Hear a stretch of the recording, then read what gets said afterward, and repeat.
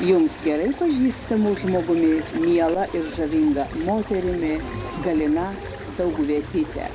Štai mes čia su ją nepaprastai gražioje, jaukioje vietoje, šventojoje ir sveikinuosi aš su mūsų vakarų pakrantės viešnia. Labą dieną. Labą dieną. Man tiesiog smalsu yra paklausti, kas jūs traukia čia į vakarų pakrantę beveik kiekvieną vasarą? Jeigu taip atvirai, tai aš šioj vietoje, reiškia, šventoje jau 34 metai, gal ne 35, dėl to, kad 2 metus man čia neteko būti. Vieną vasarą mama mano jau buvo prieš mirtį, o kitą vasarą jau paskui vėliau, tai man buvo štai Floridai. Bet kur man ir galima Floridą sulyginti su šventaja? Niekuomet. Pirmas dalykas, kodėl mane traukia. Aš nesu žmogus, kuris myli jūrą. Ne. Aš ne ta, kaip kiti ten ateina vakare, žino, sėdi, ten svajoja, masto gyvenimą savo. Aš ne. Man jūra neturi tokios labai didelės reikšmės. Ir kažkodėl, o šiemet tai visiškai, žinau, tokia vasara, tai aš jaukiuosi, sakau, kaip bliūdas, tik vandens truputį daugiau. Nesu aš tokia kaip jau jūrininkė. Bet mane čia traukia, kaip jums pasakyti, aš visada čia būnu birželio mėnesį. Birželio mėnuo yra mano mėnuo. Atvažiuoju gegužės pabaigoj. Čia visiškas kaimas. Dar nėra nei tų, taip kaip restoranų, nei tų žmonių krūvos. Dar taip, žinot, grynai toks laukinis ramus kaimas. Ir todėl galbūt jis mane traukia. Taip pat mane traukia šitie mediniai paprasti nameliai. Nejauti tos civilizacijos. Mane net kartais juokas ima iš to namelio su keptuve, tas takelis į virtuvę, tai jau taip įprastas, kad čia jau žinai, tiesiog šventai žinai, kur eiti. Ir tik tai tas, kad birželio pradžioj būna šalta, bet čia jau mane tiek metų jau pripratę, mano tie visi mūsų darbuotojai stovyklos. Mums duoda gerą pečiuką, tai mes čia ar kaip sako, kiek dabar būsi. Aš sakau, turbūt iki pirmos dienos. Vyras mano sako, tai gal iki pirmo sniego, o mūsų stovyklos viršininkas sako, kol vanduo užšals. Tai, žinot, kažkaip tai įpratus esu, man čia lyg antri namai. Aš atvažiuoju, žinau, kur mano lova, kur aš ką pasikabinsiu, kur aš ką pasidėsiu. Ir mane labai žavi šitą paprastesnė publika. Čia nereikia galvoti nei kaip apsirengsi. Vis tiek, žinot, pažįstamų yra daug, pagal mano tai jau, kaip sakant, stotą. Tai jeigu aš kokioj sėdėčiau kurorte, tai reikia pagalvoti ir kaip apsirengti, ir kaip pasidažyti, ir kaip... O čia viešpaties skudurais einam, kai viena čia aktorė pasakė, mano chalatas, skylė šone. Į tegu būna, aš einu su šlepetėm ir man tas skylė, tik aš dabar jas siūsiu čia. Ir taip mes visos tokius čia esam. Tai gerai, bet kiek aš žinau, jūs sieja labai glaudus toks dvasinis ryšys ir su Klaipėda. Taip. Nes kada mano tėvai savo metu dirbo Kauno teatre, po to Šiaulių teatre, ir kada Šiaulių teatrą perkėlė į Klaipėdą, aš buvau, man jau 10 metai, mane atidavė, kaip nekeista, aš 9 metų jau buvau pirmoji gimnazijos klasėje. Tai čia mane pervedė iš karto Vytauto Didžiojo gimnaziją.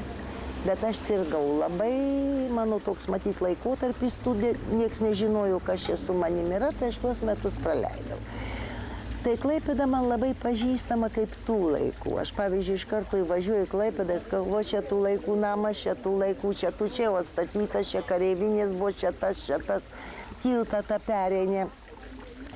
Ir mane kažkaip tai taip, ten aktorių teatras buvo, aš jau vėliau supratau, kad ten buvo faktiškai lopšys visų Lietuvos didžiųjų aktorių, kurie šiandien yra legendos. Ir Jackevičiūtė, ir Jukna, ir Derkintis, ir Ruzinskas. Nu jau paskui išaugo jau kiti, ir kancleris, jau čia kancleris jaunas dar tada skaitėsi čia atvažiavęs. Bet šita visa, kaip sakant, branduolys Klaipėdoje. Tai kažkaip tai suprantat, toksai paskui Kauno. Paskui buvo Kauno teatro prieškarinis branduolys. Dar jie tada buvo jauni visi ir gražus. Ir po to jau pokario metais Vilniuje. Irgi visi Derkintis, ir Jackevičiūtė, ir Rudzinskas, ir tas mūsų genialus ir nepakartojamas gražuolis Jukna. Suprantat, jie kaip tai paskui čia irgi vežė iki senatvės repertuarą. Jų jau dabar dėja nėra. Bet jūs niekada neturėjote tokios minties ar tokios svajonės kada nors atvažiuoti ir apsistoti, pagyventi kurį laiką Klaipėdoje? Tad kitko aš savo vyrui sakau taip, jeigu man, aš nesu taip labai prisirišus nei prie Vilniaus, aš faktiškai kaunietė. Myliu aš Vilnių, aš ačiū Dievui gyvenu 53 metai tam pačiam name, tam pačiam bute. Ten pat, iš ten mano tėvai išėjo ir aš sakiau, kaip jau nors aš pensininkė, neturtinga, kaip sakau, nebagota, bet jau geriau nevalgysiu, jau ant košės, bet jau čia mano jau namas, kur jau aš jau. O vyrui sakau, jeigu reiktų gyventi kitur, tai sutikčiau Klaipėdai. Ir kaip sakiau, Biržuose. Nu, ten mano jau tėvo tėviškė, ten jau jisai buvo tas garsus aludaris, ir ten jau mano vaikystė visa praėjo, ir ten Bogdaniuk tada buvo, ir Konstantinas, ir Henrikas dar tokie jau berniokai, ten visa mūsų komanda. Biržai man labai yra artimi, ir tas ežeras, ir aš šiemet dar galvojau, kadangi aš buvau susilaužiusi ranką balandžio mėnesį, tai man birželis atkrito čia. Tai aš vyrui sakau, gal važiuojam į Biržus, ten aš turiu labai geras galimybės, nu jau ten, kaip sakant, irgi liuksus, tas ten gydytojų vila, tai ten irgi per 3 aukštus jau, bet paskui pagalvoju, nu negalima išduoti, reikia vis dėlto pažiūrėti, kaip rugpjūtis. O jūs nelabai mėgstate rugpjūtį? Ne, aš mėgstu šventąją birželį. Aš išeinu šviesu, aš keliu anksti. Išeinu 4:30, atsisėdu ant suoliuko, paukšteliai čiulba, choras, kajus ir lakštingalos ir gegutės iš po, kai vaikus veda, visi kalena, po medžių sėdžiu, tai dar nuo vaikučių ant galvos tenka ir kažkaip tai varlės kurkia, karkia, ramybė ir tokia žolė, nu jos nėra šiemet, bet pavasarį dar buvo, pieva nenušienauta. Man jau kada nušienauti, antrą kartą, šiemet aišku ne, bet kada jau nukirsti rugiai, jau man liūdna. Nors aš žiemą mėgstu. Tai tokia čia savotiška agonija, ar ne? Ne taip agonija, man atostogom kažkaip tai jau žinai, kad baigėsi, mieste nejauti šito. Nejauti šito. O kada jau ateina, jauti, kad ne tiek žiemą aš labai mėgstu. Aš matyt, mano irgi iš kažkur prosenelė atvyko, nežinau, bet aš mėgstu šaltą žiemą. Ir karščio nebijau. Jūs dabar užsiminėte apie prosenelius, bet ir vardas jūsų yra, sakykime taip, nelietuviškas. Ar aš ką nors netaip? Nelietuviškas, mane dažnai klausia, Noreika mane vadina Halina. Kai pamato vis dėlto Halina, oi, devšina, to viena tvoja, tai duoda man. Tai jau, mama norėjo labai, kad aš būčiau Erika. O tėvas ne. Ne, mama norėjo, kad aš būčiau Ela. Ir mano pirmas vardas Ela. Mano metrikose Ela. Bet ponia Galina, tai taip pat nelietuviškas? Nu, jinai iš vaidmenų matyti, iš vaidmenų. O tėvas norėjo natūralaus tokio paprasto vardo. Ir aš tada jau, kaip man buvo, gal kokie 6-7 metai, aš pasakiau, aš jokia nešmela, aš Galytė. Taip ir liko. Ir dabar pase aš Galina, o metrikose Ela Galina, reiškia savo gimimo liūdime Ela Galina. O O jūs labai dažnai kalbate apie savo tėtį ir kalbate apie savo mamą. Jums jie labai didelis autoritetas? Kaip jums pasakyti? Tėvas man nebuvo autoritetas, jis buvo mano draugas. Jis buvo mano draugas. Aš jau paskui, kai suaugau, jis žinojau visus jo griekus ir aš jį visada pateisindavau. Jis buvo labai gražus vyras. Mama mano buvo tai nepaprastai graži moteris, bet jinai buvo tokia, kaip jums pasakyti, 18 amžiaus pažiūrų ir labai dorai, dvasiškai ir kūniškai ir dvasiškai čia buvo. Aš negaliu suprasti, kaip tokia graži moteris šitaip galėjau, niekur neįdavo, nei kortom loš, nei su poniom kavutės gert, nei tokia buvo daugiau uždarai suvalkietė. O tėvas tai aukštaitis. Ir žinot, kažkaip tai tėvas man labai daug davė, kadangi jis buvo mano draugas, jis man labai daug davė. Ir muzikoje, ir dailėje, ir literatūroje, ir mene. Jis visą laiką nuo vaikystės, aš buvau visai nedičkė. Nežinau, gal kokiu 8 metų jau radijos pasistatė iš kokios operos, kas dainuoja. Aš jau žinojau, kad Benjamino Žilį dainuoja, o ne, daleiskim, ne Karūzas. Aš jau atskiriau nuo Jankipūros, aš jau skirinėjau. Į muziko jis man labai daug davė. Jis bendrai, jis gerai žino astronomiją. Jis ir žvaigždynus aš dar dabar neparodyčiau, o tada aš parodydavau ir kur Altairas, kur Aldebaranas kažkokios ten žvaigždės jis man rodė. Mama tai daugiau mane, kaip sakant, muštravojo doros, principingumo, sąžiningumo, disciplinos. Ir aš dabar radau kažkur tarp senų popierių savo, žinot, vaikystėje buvo dienoraščiai, kiek pažymių gauni. Tai ten, kur dvejetai arba trejetai, tada skaitėsi su minusai, tai ten tėvo parašas. O kur jau truputį geresni, nes aš pradžioj, vaikągi atvedė Dievę. Tai, o mama man davė labai daug. Ir žinot, aš tik pasakysiu, kad jeigu ne mamos tvirtybė, tai iš mūsų nei manęs, nei tėvo nieko nebūtų buvę. Nieko, ir tėvo talentas buvo žuvęs, ir iš manęs būtų be mokslė, kokia nors tokia, žinot, padraika, kaip sako. Jinai davė šito labai tokio rimto, ypatingai savarankiškumo, nes iš biednų, o tėvas iš ponų. Tai tėvas atbulai buvo viskas, kaip pasižiūri. Mama buvo namie karalienė, o jis buvo didžiausias proletariatas. Tai kažkaip, tai žinot, jinai sakė man, tai būk tik savarankiškas. Tada tau bus nusispjaut. Ar tave vyras pames su vaikais, ar tu ką, ar gyvenime visko, ar kokia bėda. Į taip man sakydavo, labai jau retai blogų žodžių sakydavo, būsi savarankiška, tekėk nors už šūdvežio. Tai čia jau keiksmažodis aukščiausio lygio. Taip, nes jai, pagal ją aš turėjau ištekėti tik už Uelso princo. Minimum man tiko Uelso princas, užtat labai mažai kas jai įtiko.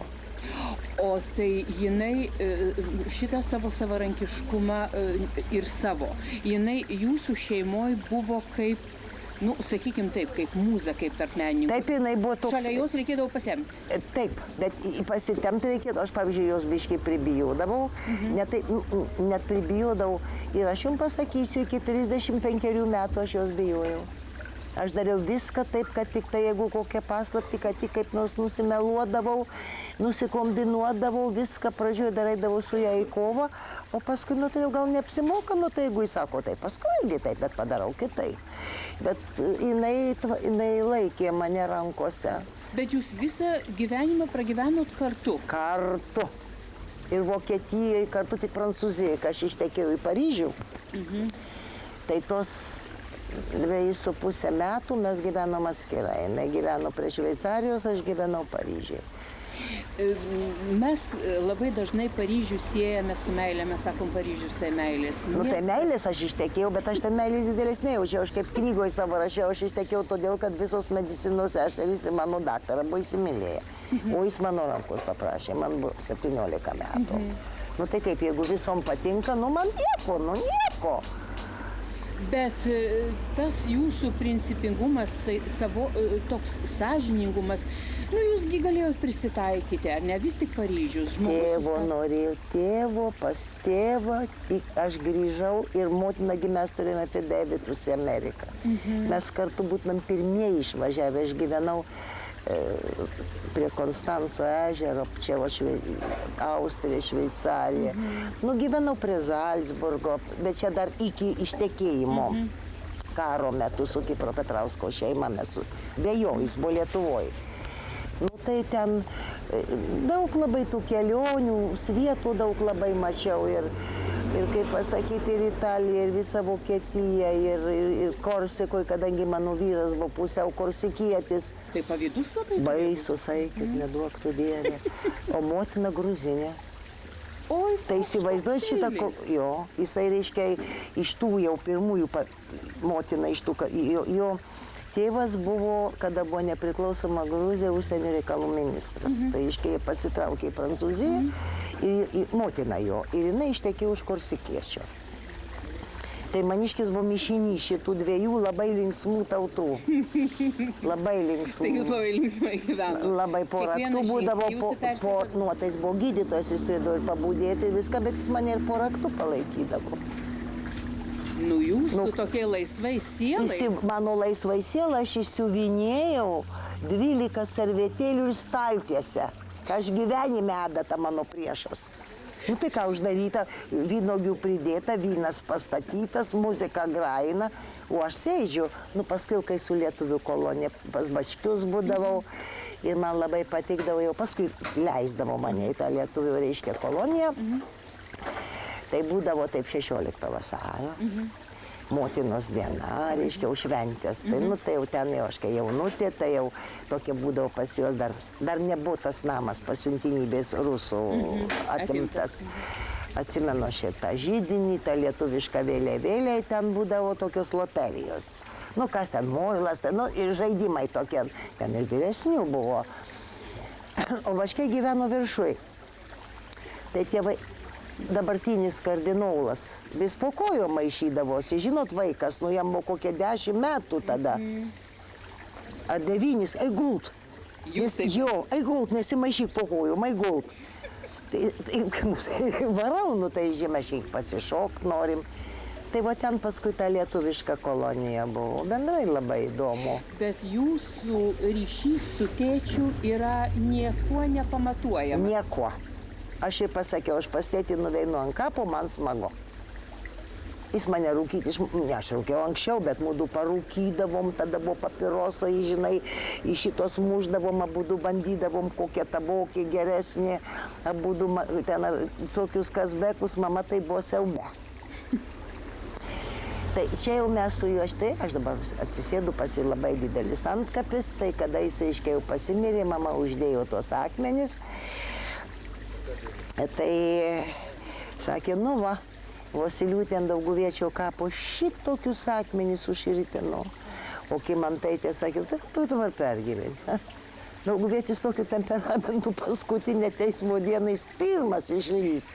Ir akmenys nesukliudė. Nieko. Bet jūs sakot, kad jūs nueinat ant tėčio kapo ir jums linksma. Man linksma, aš su juo pabendrauju, aš jį matau tokį, koks jis buvo, pilnas humoro.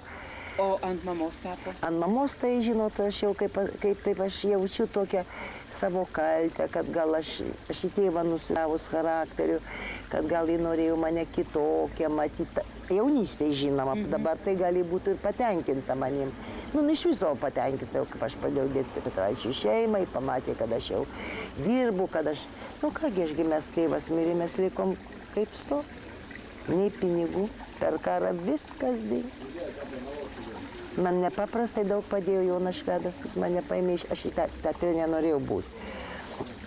Į Lietuvos ansamblį, tai aš visą išvažinėjau Lietuvą. 7 metus. Man dabar užkliuvo jūsų žodžiai, aš teatre nenorėjau būti. Ne, aš aktorė nenorėjau būti. Aktorė ne. Kategoriškai, kiek man siūlė vaidmenų televizijoje, Borisienė nesiūlė monospektaklį Pulkininko našlę. Ir teatre, ir Vencevičius, kur mano akys buvo, tu tokia aktorė. Aš sakau, nesijaudyk, aš čia niekad nenorėjau būti. Niekada.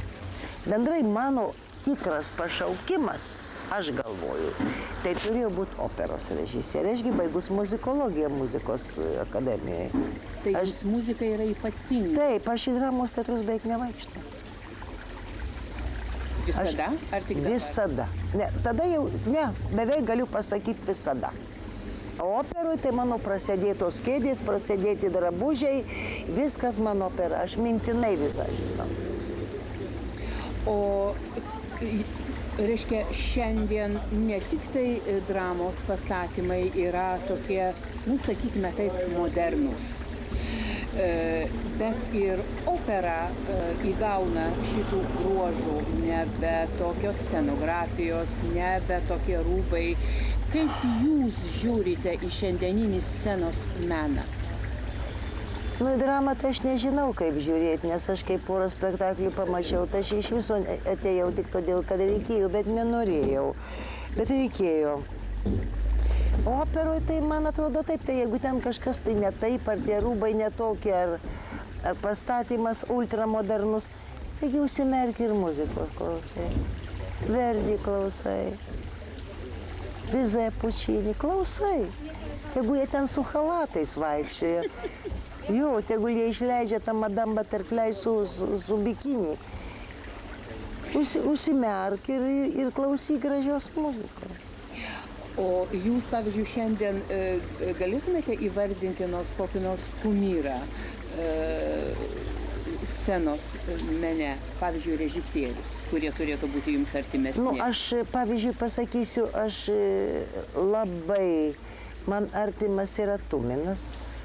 Yra artimesnis, kaip jums pasakyti, nu jisai irgi biški taip jau į modernizmą, aš juokiuosi, kada jis pastatė Maskaradą, nu ten nuostabiai gražios buvo jau Jasovskio dekoracijos, tai buvo pasaka, čia tiesiog jau, tai aš juokiuosi, sakau, nu kas, atėjau namo, tai nu tai sakau, kas. Jasovskis, Chačaturianas ir Tuminas, Lermontovo nėra. Bet spektaklis yra, vis tiek yra kažką tai jauti. Nekrošiaus man patinka spektakliai, man truputį gal man tas jau ten visi tie, kaip aš sakau, gera dabar aktoriui, gera, vaidini Šekspyrą, piškinį būti ar nebūti, monolog. O čia tavo ant galvos vandenį pila, malkas pelamoja. Sakau, gerai, anksčiau tai aktorius išeidavo monologą nuogas. Taip. O dabar, jeigu ir negirdi pusės, tai mai velniai, bet žiūri, kas ten ką neša. Yra tokių dalykų, bet vis tiek, kaip tai Nekrošius savo, gal Nekrošius mane domina labai kaip asmenybė, gal ne tiek, kiek režisierius, bet kaip asmenybė. Jis turi savo pažiūras, jis kietai ją žiūri. Nu, ten, kur eina iš proto jaunimas Koršunovo teatras, tai aš ne man. O jūs, pavyzdžiui, turėdama šitokią specialybę, aš turiu minty diplomą, ir šitaip mylėdama operą, nenuėjote dirbti į operos teatrą režisieriumi kažkodėl į... Gyvenimas taip mane privertė. Dėl to, kai tėvas mirė, aš turėjau dirbti ir uždirbti. Tai mane švedas paėmė, aš turėjau labai gerą balsą, aš vokalinio 3 kursus baigiau. Ir tikrai gerą. Ir paskui, kada tai jis man pasakė, tu nenori į teatrą, eik į Lietuvos, pas mane ansamblį. Ir jis man davė visas sąlygas, jis man davė gerą atlyginimą, aš gerai mokiausi. Pavyzdžiui, kada būdavo, bet aš eidavau į stacionarą, jis man nereikdavo rytą ir nereikdavo repeticijai. Po to aš gaudavau padidintą stipendiją. Tada vadinamoji konservatorijoje, aš gerai mokiausi. Net kada perėjau paskui muzikos istoriją, man įdomu buvo, aš baigiau, aš kaip muzikologė pagal popieriuką. Ir žinot, po to iš karto baigiau ir mane čiupo kino studiją. vaidmenims? Ne, kaip garso režisieriui. Garso režisieriui. Tai kiek aš tarybų Lietuvos šitų žurnalų apiforminus nuo 58 metų, o kaip įsikūrė televizija, tada jie mane pradėjo vilioti. Tai nelabai kino studiją norėjau išleisti, bet pasakė, nu mes negalim tiek mokėti atlyginimo televizijai.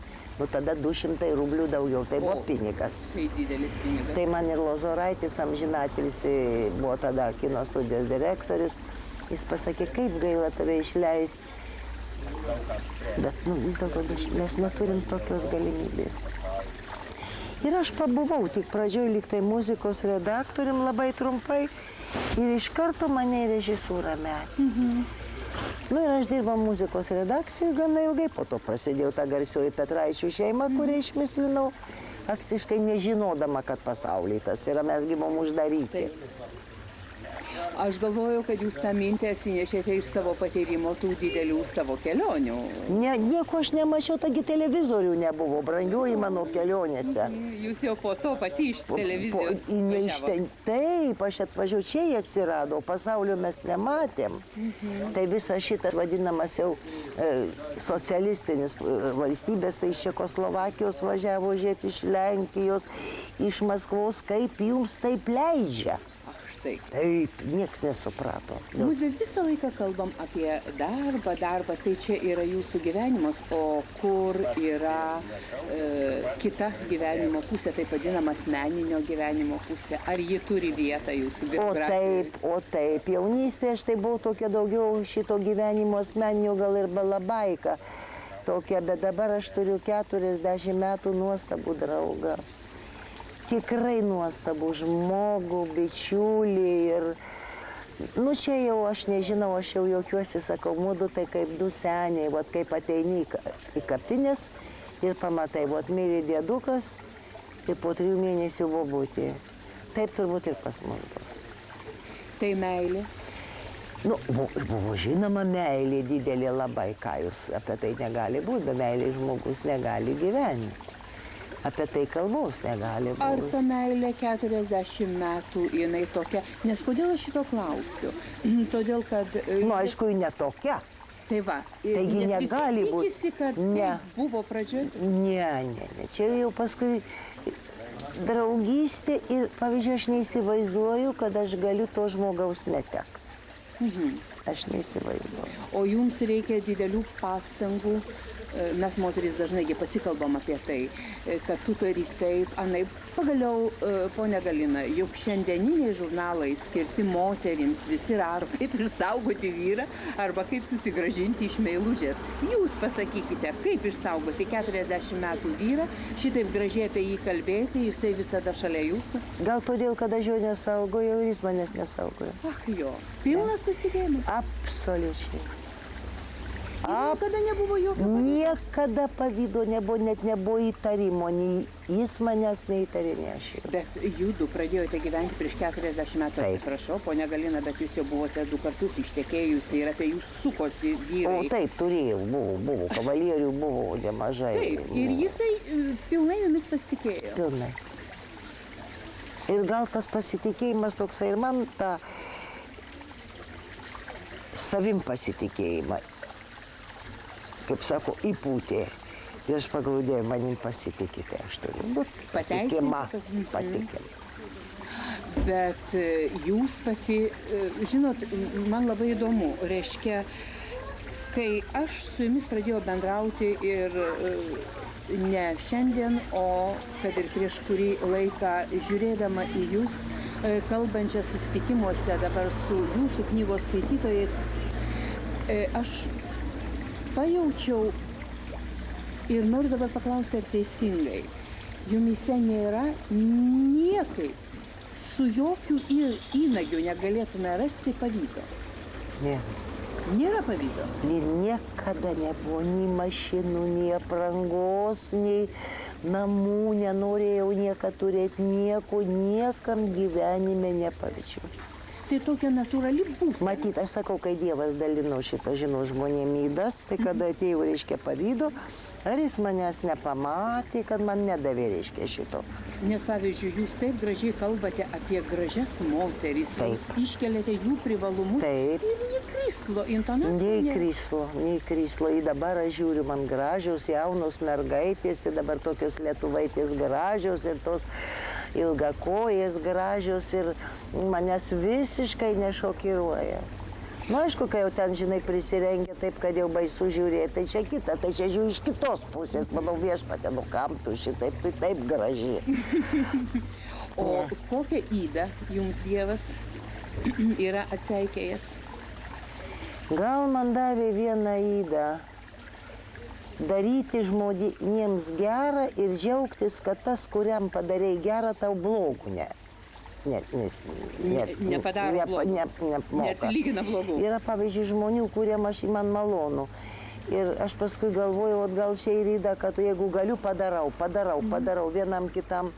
Padarau daug, jeigu pavardinčiau dabar, tai tikrai visa eilė. Ir šita garsioji jaunutė dabar, kur buvo stiliaus viršui mikrochirurgija, tai čia irgi kaip mano ranka. Ramunė Pečiulienė atsivežiau be duonos kąsnio irgi. Yra irgi, tai, bet negaliu čia jau žmonės, kurie jau man yra mėlyje, gabus. Sedunova Tatjana baleto teatro, irgi aš Iškordą baleto ištraukiau, įkišau į televiziją, ten į mokslus baigė, išėjo.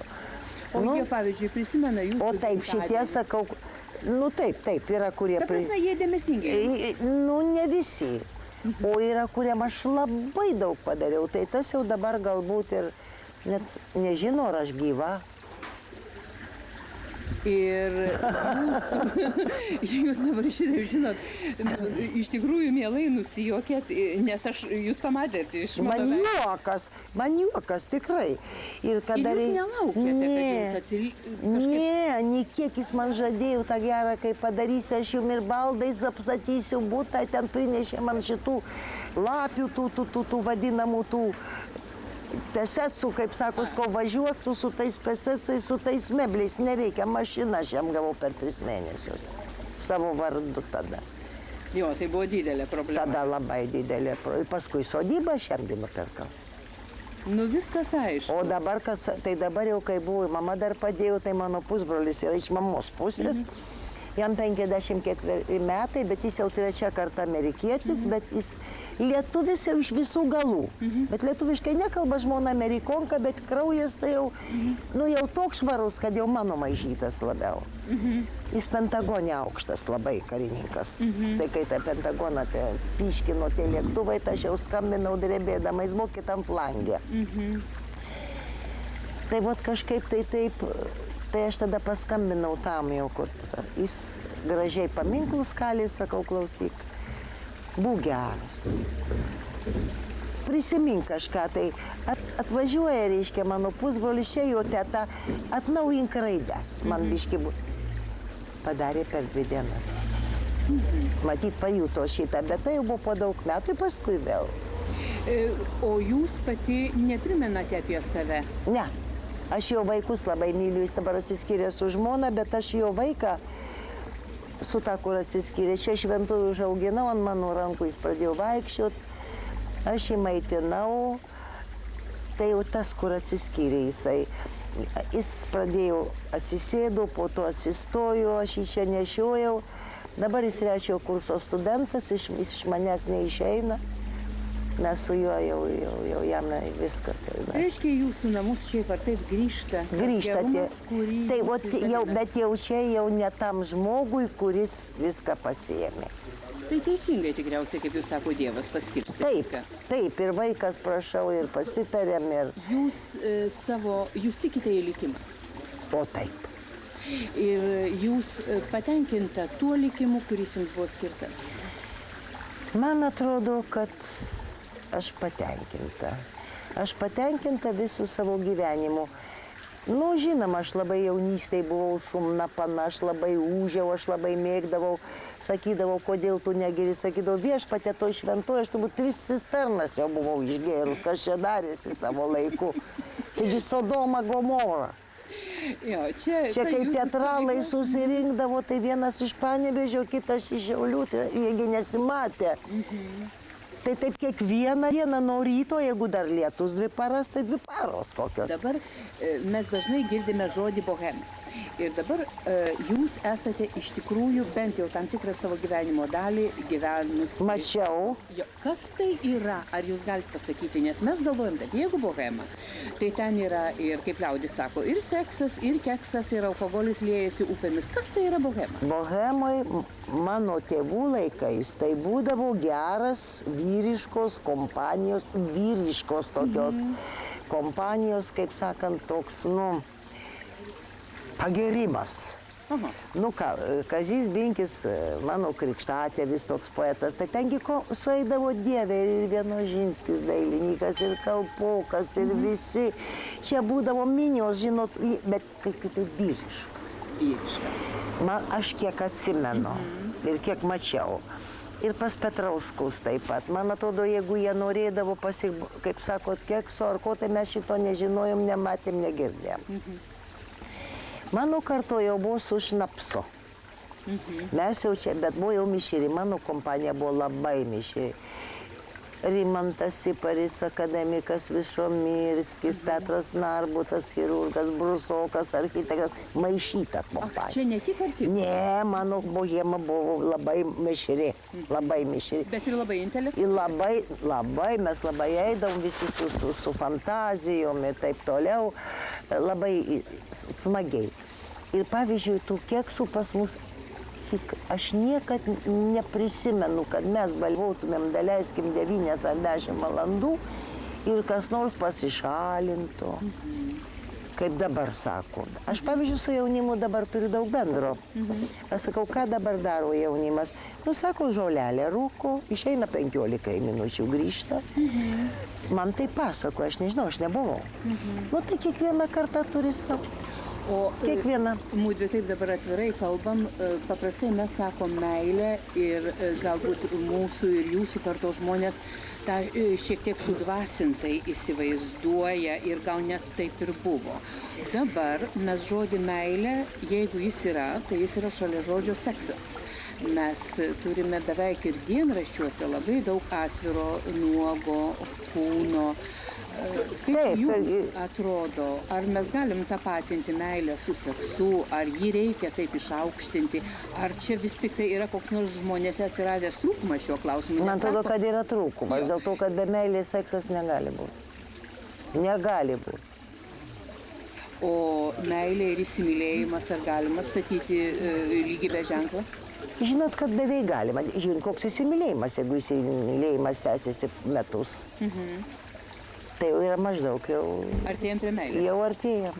Tada tai dar. Bet šiaip aš nežinau, aš niekad matyti šito reikšmės tam neteikiau, aš niekad nebuvau seksualiai. Niekada man taip atrodė, dėl to, kad visą savo temperamentą aš išeikvodavau darbe, gyvenime. Ir man atrodo, kad dabar, kai pažiūriu, man atrodo, aš buvau tikrai labai neįdomi šito rakursu. Deja, jūs myli ir su jumis gyvena 40 metų. Tai čia ne vienas ir ankstesni irgi palikti nelaimingi. Būtent jūs palikote juos. Taip jau išėjo. Bet mes draugai. Jūs draugaujate? Didžiausiai su žmona draugai, o dabar jau tikrai daug metų praėjo, pasiskambinam ir pabendraujam ir pakalbam. Pone Galina, o ar jūs susidūrėte su moterų pavydu, kad moterys įtartų jūs ar pavydėtų jums savo? Nežinojau, bet buvo. Dabar tik sužinojau, kada jau praėjo daug metų ir kada jau tos poniutės tokios pačios babytės kaip ir aš, tai pasako, o taip, tu žinai, kaip buvo, ką tu iš proto išėjai. Taip, viena dar man išgėrus babytė tokia kaip aš, tai man vyras visą amžių tik tave vieną mylėjau. Eik, tu sakau, taigi aš pastebėčiau. O jūs žinot, kaip labai įdomu, Klaipėdoje prieš susitikimą su jūsų knygos gerbėjais ir skaitytojais, aš pasiteiravau būtent vyriškių. Ko jie tikisi jie sakė, tikisi pamatyti ypatingai žavę moterį. Ir vienas pasakė, kad aš taip tikiuosi ir primiktinai ruošiuosi ateityje priminti savo žmonai, kad noriu tave matyti tokią kaip ponia Galina laikui bėgant. Jūs nežinojot, kad vyrai, jūs esate kažkokie Ne, silpni pavyzdžiui, aš ateinu prie mamos kapo, ten, žinote, panteonas menininkų. Tokia ponia jau mano amžiaus, gal, tikrai mano. Į ten prie savo šito akademiko Žiugždos kapo tvarko. Aš žinau, kad aš jos tai nebuvau mačius.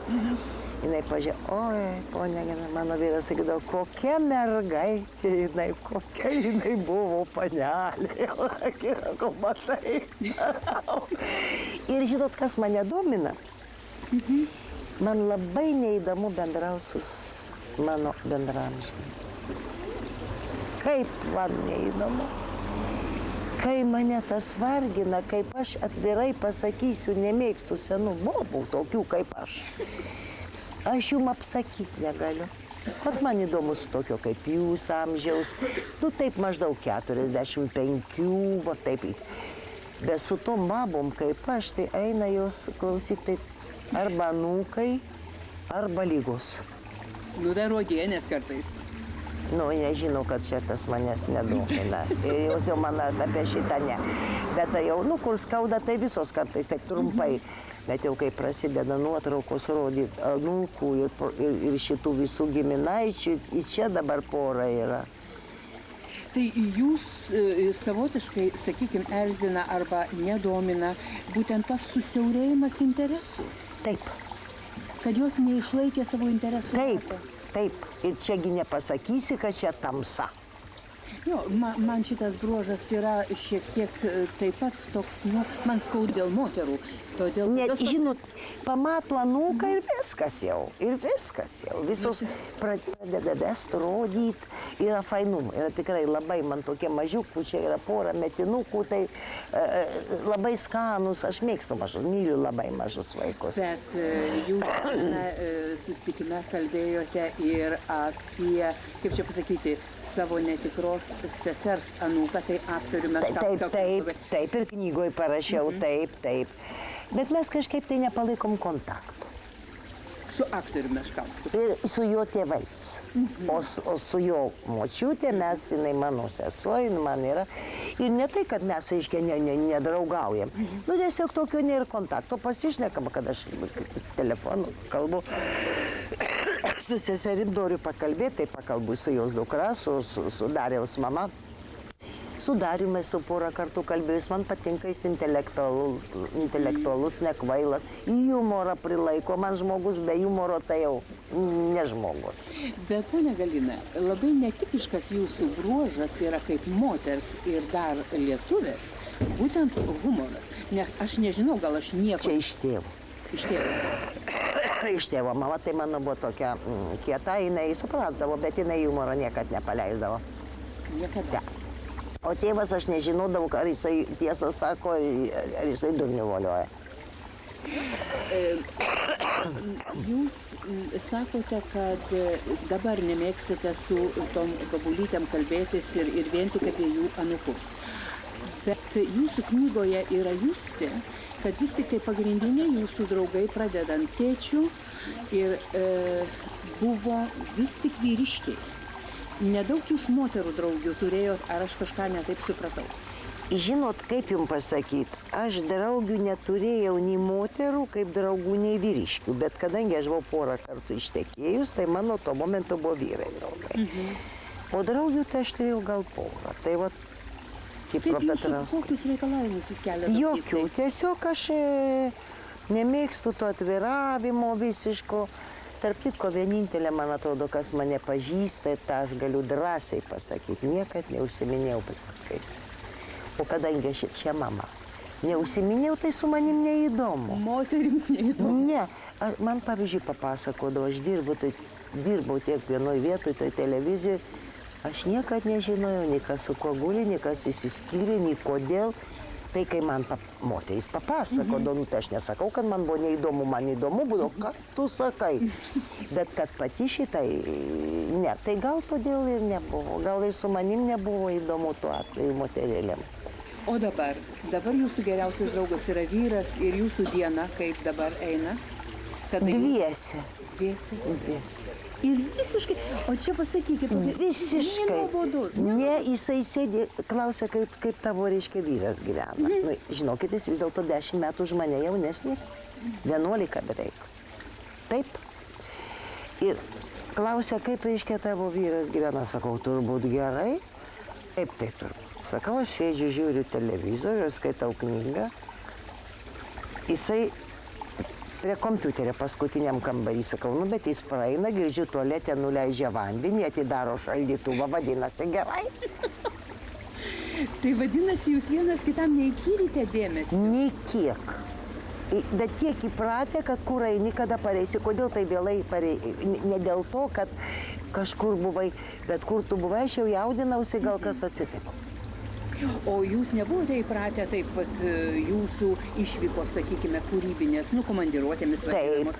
Jūs ištisai skambindavot, sakydavot? Visuomet pasiskambinau, ne taip, kad kasdien, bet jau turėdavau visuomet, kaip sakant, jau poreikį. O kai jūs susėdate gerti kartu arbatos, jūs turite tokią savo arbatos valandą? Taip, kaip supuola, pietus. Čia jau mūsų pietus yra kartu ir pusryčiai pietus mes jau kartu. O kas pas jūs namuose yra virėjas? Kas laiko namo kampus, tai suprantama jūs. Aš. O kas yra virėjas? Pagrindinis viską darantis. Aš kažkurioje radio laidoje girdėjau jūs sakant, kad jūsų mama buvo fantastiška šeimininkė ir tie... Atbulai tėvas, mama į virtuvę neįeidavo, nežinojau, kas tai yra virtuvė. Aš buvau su savo vyru gyvenau. Mes išvažiavom, jau vištą sutvarkėm, viską jau, čia jau buvo nugalvoje. Nežinau, po mūsų kokių 20 metų bendro gyvenimo su vyru. Mama tai jau buvo amžiui, jau buvo pensijoje. Jinai buvo užsidarius savo kambarį, niekur neišeidavo, nei spektaklius, niekur tik su Petrauskiene pabendraudavo. Tai jau vyras sutvarko, čia žinot, vištieną, aš jau viską, sakau, mamyt, va sumesi, čia viskas sudėta, tik įdėk, reiškia, ten prieskonio. Mes grįžom, valgom, manom, kas čia tokio, kas čia vištienos sultinys. Tai jinai įsivaizduojat, vietoj lauro lapų pridėjo, ką jį žino, įmatė. Eukalipto lapus, kur mano vyras nuo astmos alsuoja. Nieko, jinai virtuviai nieko. O jūsų poreikis gaminti tai yra vidinis ar Tėvo. Tėvas mėgo? Tėvas mėgo, jis mokino, jo motina buvo prancūzė, labai mokino, mėgo ir kaip jums pasakyti, jis apmokydavo visas mūsų. Pas mus labai ilgai būdavo šitos mūsų gaspadinį. Tai klausyk, šeimininkė į virtuvę nelenda, tai ko norėt? Viskas aišku. Ponia Galina, labai ilgai mes esame įpratę prie tokio įvaizdžio, koks yra dabar. Moterys linkusios yra kaip nors keisti savo įvaizdį, ieškoti. Jūs labai šią prasme konservatyvi, nors jūs labai moderni, o šią prasme aš drįsčiau pasakyti, jūs konservatyvi. Kodėl? Dėl kokia prasme? Aprangos stiliaus? Aprangos stilius, šukuosena daug metų panaši. Aš šiandien dar jūsų knygoje pasižiūrėjau Petraičių šeimos, ten tokia graži nuotrauka. Aš atidžiai pasižiūriu, panašaus stiliaus plaukų sušukavimas. Tai čia mamos jau. Ir jūs neturite jokio noro keisti? Ne, nei spalvos, nieko. Nei spalvos, esu gyvenime nedažius plaukų. Aš turiu žila būti, aš žila ir esu, bet pas mane pilkas tas žilumas. Jūs švies. Aš buvau taip labai šviesi buvau. Taip, tai sakykime, jūsų stilius yra atpažįstamas ir toks jis buvo visą laiką ir jūs neturite jokio poreikio. Jokio. O šiaip jau, sakykime, jūsų mityba yra labai žadinga. Kodėl aš to klausiu? Tai kad kiekviena moteris, kuri šiandien galėtų jūsų pasklausti, kaip kad aš turiu galimybę, sakytų, kaip išlaikyti grakščią figūrą šitaip ilgai. Gyvenime nesportavau. Gyvenime turėjau labai ilgai 12 pirštės opą, nuo kurios mirė mano tėvas ir kurią visą laiką kankinosi mano mama, kuri išgyvo Vokietijoje grinai bado metu. Ir aš gyvenime, dabar 2 metai atmeskim, aš negalėjau nieko, jokios uogelės, jokio žalumino, jokio obuoliuko, dar gal salotos lapą. Tai kada man dabar išgydė, dabargi nauji metodai yra. Visiškai. Tai įsivaizduoju, ką aš tada, varškė, sūris tiek metų, jau pripranti prie šito. Arba tiesiog duona, balta žinoma su sviestu, juodos negalima buvo. Kokia daktariška dešra arba o toks maistas buvo. O vyrai gamindavo viską, jam čia visur karbonatas, jeigu be riebalų, tai nedėla. Ir reiškia tokia valinga? Ne, negaliu taip valinga, jeigu suvalgydavo ant sienų lipu, tai skausmaigi baisus. Čia jau nevalia. O dabar tai žolės. Jūs tiesiog jau pasiilgote? Jėzau, kiek aš dabar tuos 2 metus išvalius šito žolių. Ir dabar vyras mano grįžo iš turgaus, sakau, man tik tai kalafijoras ir agurkai.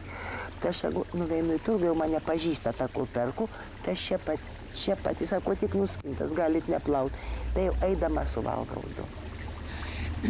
Kažkada labai seniai, aš dar jūsų nebuvau mačiusi, o kaip ir kiekvienas lietuvaitis, kuris bent kiek prie meno ar to domisi, apie jūs buvau labai daug girdėjusi. Ir aš turėjau labai daug draugų ir dabar turiu valstybinėje televizijoje. Ir kada mes pradėdom kalbėti apie kokias nors dietas ir taip toliau, sakydavo, silpnybė saldumynams, ar ne? Turėjau vienu metu labai. Ir man papasakojo tą istoriją su juodu šokoladu. Juk kas tai per istorija? Jūs taip valgydavot juodą šokoladą? Aš labai valgydavau, mėgdavau tiesiog juodą šokoladą. Ir dabar aš valgau, pas mane dabar namuose yra. Bet aš anksčiau, pavyzdžiui, negaliu valgyti po vieną saldainį. Jeigu aš gaunu, daleiskim, aš neperku savo saldainį.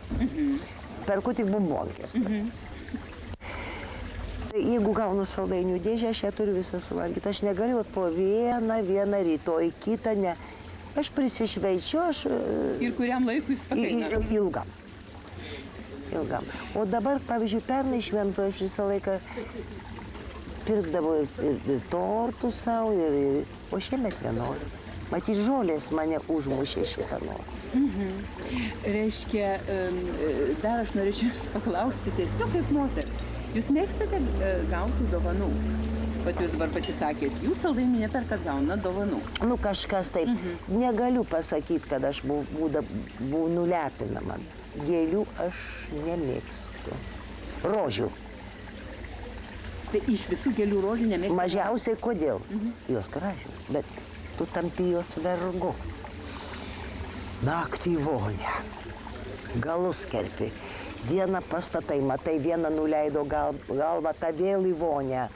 Tai ką rudenį pas mane stovi vazoj šitos gėlės ant lango. Tada jos mėgsta šaltį. Tai vyras sako, tai kaip šitą 17 to vasaros akimirkų, kur kažkiek galima įeiti arba galima įeiti. Ženklas. Pavyzdžiui, aš nesu prisirišus prie gėlių. Jeigu aš būčiau labai turtinga, aš pirkčiau tik brangakmenius. Aš tik norėjau paklausti, kaip jūs žiūrite į papuošalus? Tik tai, jeigu jau žiedas, tai turi būti arba briliantukas, arba jau tikras akmenukas. Aš dabar padovanojau tokią akvabariną savo šitam iš Pentagono pusbrolį. Pas mane palikonių nėra, kad pasidukterim. Mamos kamėja. Savo briliantą aš pardaviau dabar pragyvenimui, kad prisidėt prie pensijos. Mamos palikta, ten buvo apie karatas. Gražus, gero mėlyno vandens, bet tų laikų. Tai aš po biškį, tai tam pusbroliui kamėją atidaviau. Man užtenka, aš nemėgstu apsikrauti. Bet jau jeigu žiedas, tai turi būti, kad ir mažiukas akmenukas, bet tikras. Tai čia kaip galima sakyti aristokratiška prigimtis. Būdavo Paryžių jaunutė, einu, vyras buvo gydytojas po karo, kas ten. Tai eidavau Madlenį šitą, kur visas juvelyrinės parduotuvės, kur šituose languose visi šitie akmenys ir topazai, ir akvamarinai, ir safyrai. Tai aš ten stovėdavau. Kodėl jūs sakėte vienam susitikime, kad niekada negalėtumėte gyventi Amerikoje ir per Atlantą bijodama vandens eitumėte iš čia į Lietuvą? Žmonės, man susvetimėjimas labai nepatinka. Aš, pavyzdžiui, gana užsidarius, aš tų draugų neturiu, bet aš turiu tokį, žinau, jeigu bėda kam, tai aš nuvesiu ir padarysiu ir sutvarkysiu ir mes tam name gyvenam dabar jau 3 kartą. Visi artimi? Visi, ar bėda kokia, sakau, kaip reikia nasilkų nešiot, kokiais tai nešiojam, žinot, senas namas, tai reikia ir iškelti, tai viską kažkaip turim tokį, o jie labai, labai atsilikė. Nekultūringi, jie civilizuoti, bet jie ne intelektualūs ir nekultūringi. Tas mano pusbrolis, tai mano laimė, jisai ir diplomatas, tai jisai 9 kalbas žino, jis ir Japonija, ir Kinija, ir Koreja, ir Vietnamą, ir Filipinai, viskas. Tas jam davė.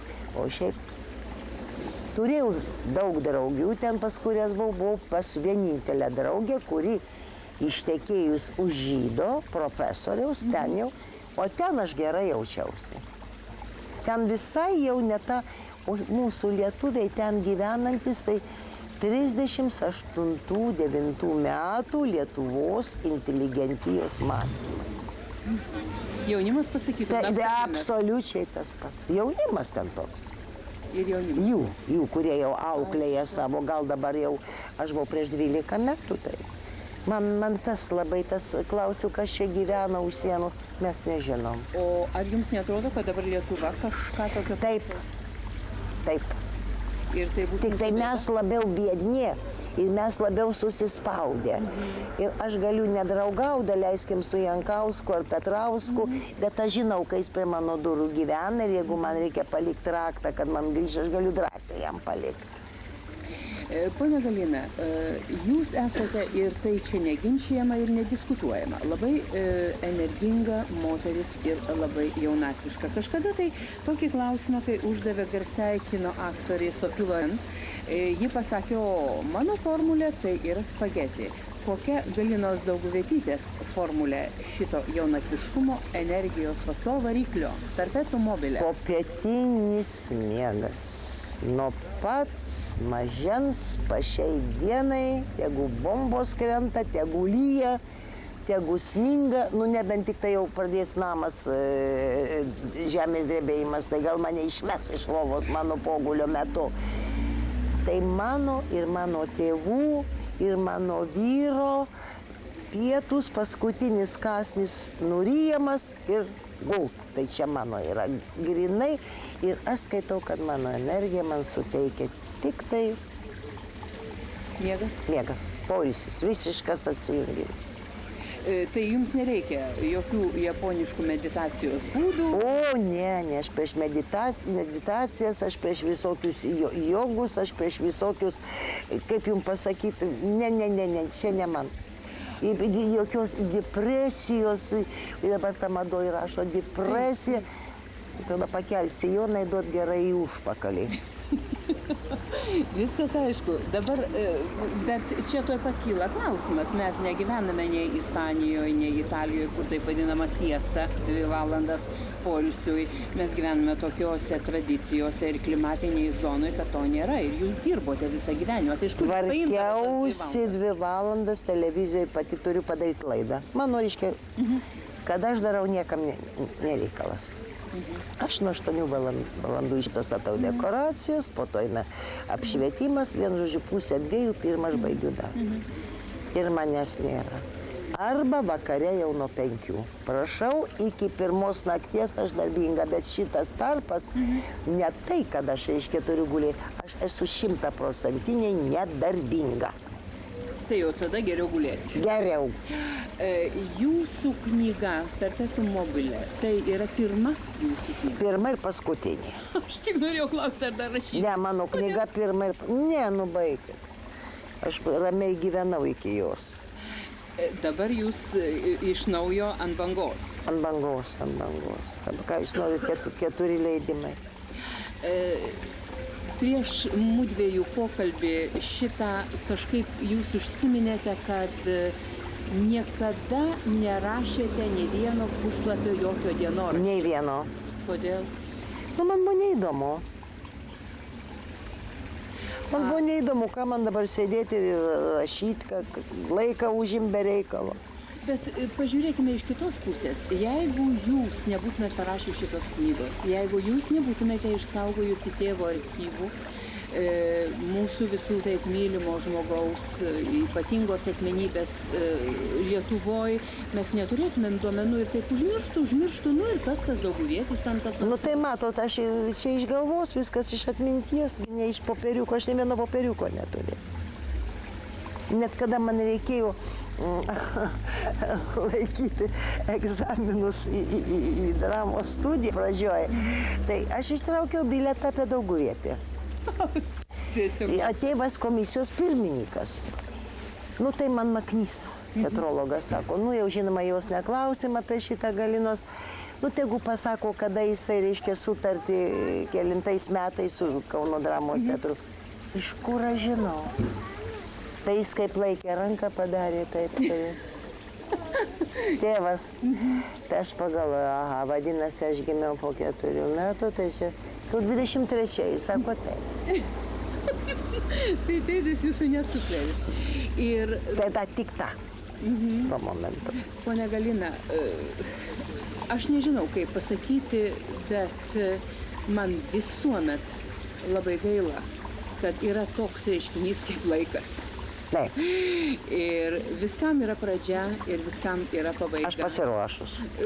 Jo pabaigai pasiruošus. Aš pasiruošus pabaigai, aš turiu tokį iškę, kur aš knygoje rašau apie savo pirmąją meilę, dailininką. Mesgi draugaujam, jis dabar mano mamos ką palaisto, čia jau nekalbėk. Jis našlyšė, jo žmona palaidota, ten mano knygoje parašyta ta istorija. O jis dabar pasidarė jau toks dievotas. Tai jis mane visi kelią veda. Aš sakau, baigtų su savo šitom. Tai kaip jis sužinojo, kad aš noriu, kad mane kremuotų. Pas mane yra pinigai tam padėti, viskas. Man labai patiko. Tas posakis, bet dabar negaliu didėti. Tai kaip jis mane ėda už tą, aš sakau, tu jau mane čia, tai mano reikalas. Jau tu palik mane ramybėj, pas mane yra padėti pinigai. Jeigu vyras mano bus gyvas, tai jisai šitą padarys. Jeigu aš, tai aš jam. O jeigu kokia nelaimė, mūdu kartu gali būti, tai aš turiu žmogų, kuris turi visus įgaliojimus šitą padaryti. Kodėl jūs pasirinkote būtent kremavimą? Oi, man nieko nėra baisiau, kai gulėt su ranka į bobos eina, žiūrė, aš nebuvau nei Mironaitės palaidot, nebuvau nei Roseno. Nu, dar vyrų nieko, bet kaip eina bobo, žiūri, kaip apsirengus, kaip jie atrodo, kaip jie dabar gražiai grabe atrodė, nu koks man reikalas. Man padovanojo šitas Vilniaus prekybos direktorius va šitokią 5 litrus butelį, nuostabiai padarytą butelį Gold Star viskio šito. Aš sakau, kad tai būtų anksčiau, taip jau nebūtų jau buvę, seniai jau būtų visa redakcija. Sakau, čia bus mano pakasinom, bus labai linksma, nieks nematys šito vaizdo, kad va čia įgulėjau, žinai, čia bobos gėdojo, eikit niekada. Man tas purto tik tai, žmogus, buvai pelė, nu, dulkė ir turi pavirsti. Jūs į gyvenimą žiūrit filosofiškai su jo pradžia ir pabaiga. Aišku. Ir tai yra labai laisvai ir jūs dėl to ten jokių minorinių gaidų. Nu, žinot, labai nesinorėtų būti kažkam tai našta. Aš vieno bijau, kad neteitų toks metas, kad aš užmiršiu, kur aš gyvenu, arba kaip mano pavardė, o čia yra baisu. Kada protas. Būt fizinių invalidų dar ką. Bet jau protinių invalidų yra baisu.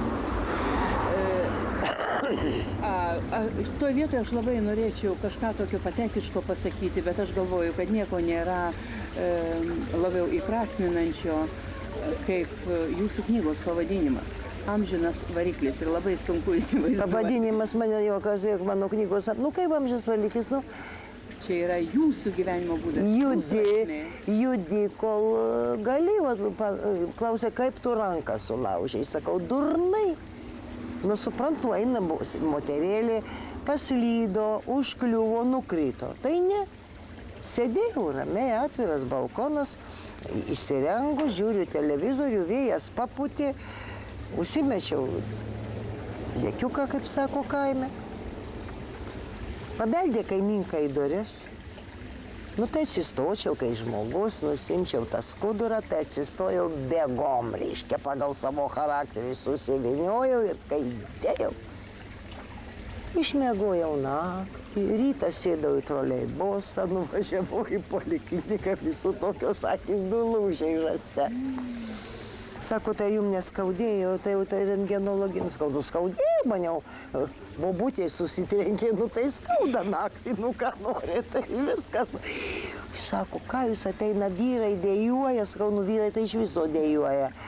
Bet moterys tai sakau, nu, kad čia baisiai skauda, nu sakau, nu skaudėjo. Tai sako, laimė, kad jūs miegodama dar neišnarinot, būtų reikėjo pjaut ir plokštelę dėti, nes ir lygiai aš pirmadienį, o penktadienį televizijos generalinis.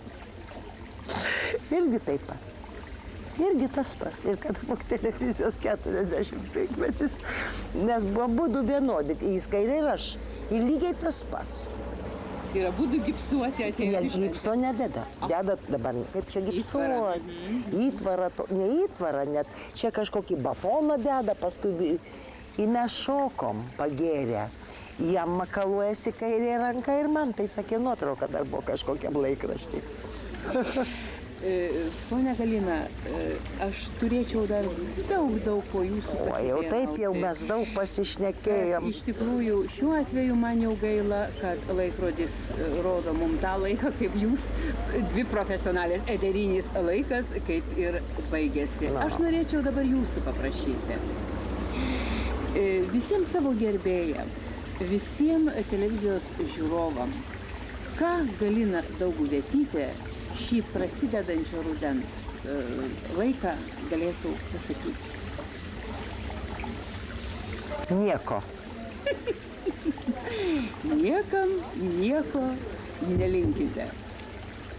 Ne tai, kad nelinkiu, bet pasakyti kol kas negaliu nieko. Taigi, o mes norėtumėm palinkėti jums vieno. Aš tikiuosi visi, kurie šiandien su mumis.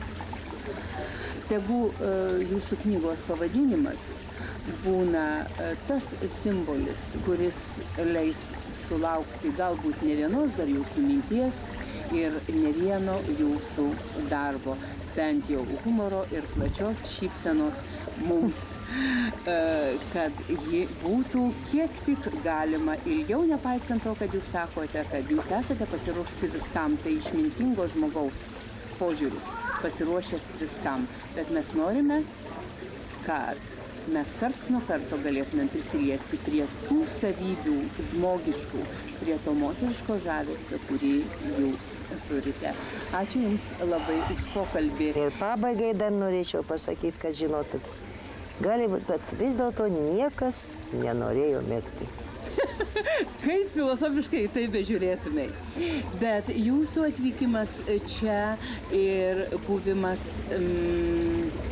jums leidžia susitikti, kaip jūs sakėte, ir su jaunyste labai gražiais žmonėm ir įdomiais žmonėm ir neatsitiktinai mes čia šiandien. Taip, neatsitiktinai, aš pavyzdžiui susitikau čia žmogų, jauną dailų vyrą, aš manau, kur aš jį mačiau. Pasirodo, čia buvęs Vytuko Kernagio to vadovaujamo Robinzonas Vidmantas. Ir šitas, kur mes čia šiandien sėdim, vadinasi, jisai čia, kaip sakant, bendradarbiauja, kaip aš supratau. Ir man buvo labai malonu, kadangi aš vis žiūrėdavau, ne viską žiūrėjau, bet man įdomu šitie. Pavyzdžiui, akvariumo aš nežiūriu. Ten, per daug atvira, per daug. Tai mes jau tik dabar to prisižiūrėję. Man įdomu, aš nežinau, kadangi ten intrigos yra, kai ten teatras, kaip sako. Ir toj saloj, matyt, aišku, buvo teatras, o teatras be špilkučių nebūna. Ar būna? Nebūna. O aš kaip tik... Ne, bet kaip teatre. Intrigėlės iš pilkutės. Aš apie tai kalbu. Aš apie tai, ten ne teatras, ten eina gyvenimas, bet ten, kur jau eina konkurencija, tai ten jau yra, nu, kaip sakant, o dabar, kadangi tą visus Robinsonus dar viliojo, kaip mani, kaip sako, Aba, nu, tai Dieve, tai ne visus, kiti gal eina tiesiog save išbandyti. Aš, pavyzdžiui, ten dienos neišbūčiau. Dienos neišbūčiau. Tai va, taip, kad ne kur nors, ne Vilniuje susipažinote su Robinsonu. Taip, o čia gyvot, jo šie bendradarbiauja ir šita mūsų labai jauki tokia kavinukė, restoranas ir kaip čia jis vadinasi, kaip tik baras. Koks čia baras, nekalbėk man apie alų tik tai. Pabat, tai aš už tai ir sakau, aš ne veltui paklausiau, nes kai mes čia susitikome, jūs čia taip gerai jautėtės. Aš čia gerai jaučiuosi, važiuokit, kaip gražu, vat jį ten, man atrodo, prie to, stop, čia nukirpsi, jį reikia prie tos ugnies, o tą Robinsoną, man atrodo, geriau. Tai dabar mes, Vitalijau, Pasitikite laidos vedėją Nomedą. Sveiki.